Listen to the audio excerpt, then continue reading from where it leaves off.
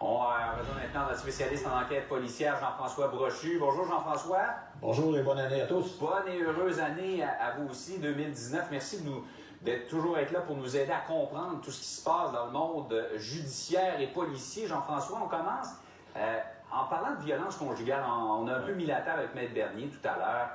On a fait la recension dans les médias ces derniers jours du nombre de femmes assassinées dans un contexte conjugal au cours de l'année 2018. C'est encore ahurissant. Il faut faire quelque chose. Il y en a qui parlent du registre des Québécois des armes à feu qui a pris un très gros succès. Vous proposez d'autres choses.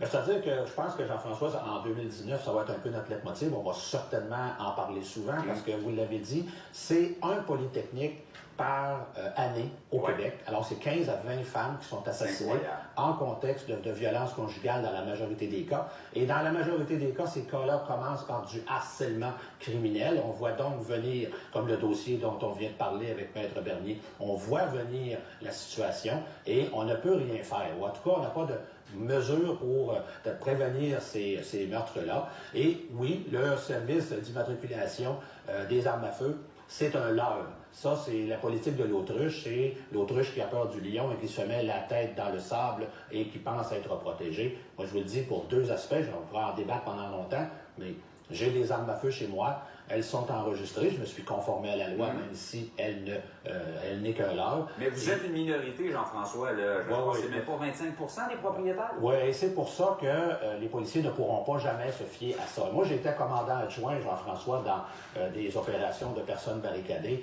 Et la dernière chose sur laquelle on se fiait, c'était l'ordinateur qui nous disait si monsieur avait ou non des armes à feu. C'était le travail d'enquête, le travail d'enquêteur avec des témoins. C'était là-dessus qu'on basait notre stratégie de travail, d'approche de la situation. C'était pas dans les ordinateurs. Et moi, j'ai 8 armes à feu.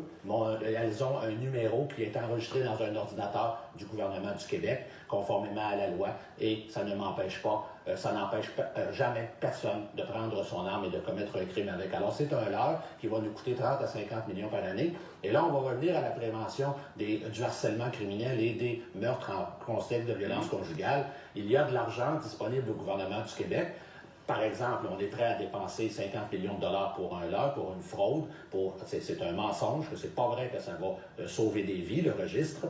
Alors donc, cet argent-là pourrait être utilisé, par exemple, pour mettre au point une technique et modifier nos lois de façon à ce qu'on soit capable de mettre, et Maître Bernier l'a évoqué, un bracelet électronique à la cheville des harceleurs et avec un système d'alarme pour la dame qui en est victime. Et il y a des exemples à tous les jours, à toutes les semaines, des dizaines de femmes qui sont victimes de harcèlement, qui ont peur. C'est ça qu'on entend souvent dans les cas de violence conjugale, c'est qu'il y a des 810, comme on dit, des interdictions d'approcher, mais les policiers ne sont pas en mesure de les faire appliquer. On se rend compte que le suspect contrevient souvent et parfois il est contrevient à ça, contrevient à l'interdiction de posséder des armes à feu, contrevient en fait quand quelqu'un décide d'aller dans la mauvaise voie. Alors il y a des moyens électroniques qui pourraient exister et on pourrait sonner une alarme mettre une alarme en possession de la victime de ces actes-là, de façon à la prévenir, par exemple, que le suspect ou que l'individu, le harceleur, est dans un rayon de 3 km,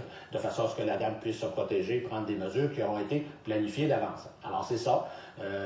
Alors, cette année, Jean-François, on va suivre ça et à toutes les fois qu'on aura des exemples, parce qu'on en aura, c'est stable, 15 à 20 femmes par année sont victimes de meurtres dans ces circonstances-là. On va donc, malheureusement, en parler souvent, Jean-François, ensemble, et à toutes les fois, on va soulever le poids. Pour une fois, j'espère que vous n'avez pas raison. Oui, mais je ne pense pas me tromper. Moi, c'est très stable depuis les dernières années. Merci beaucoup, Jean-François. Bienvenue. Bonne journée.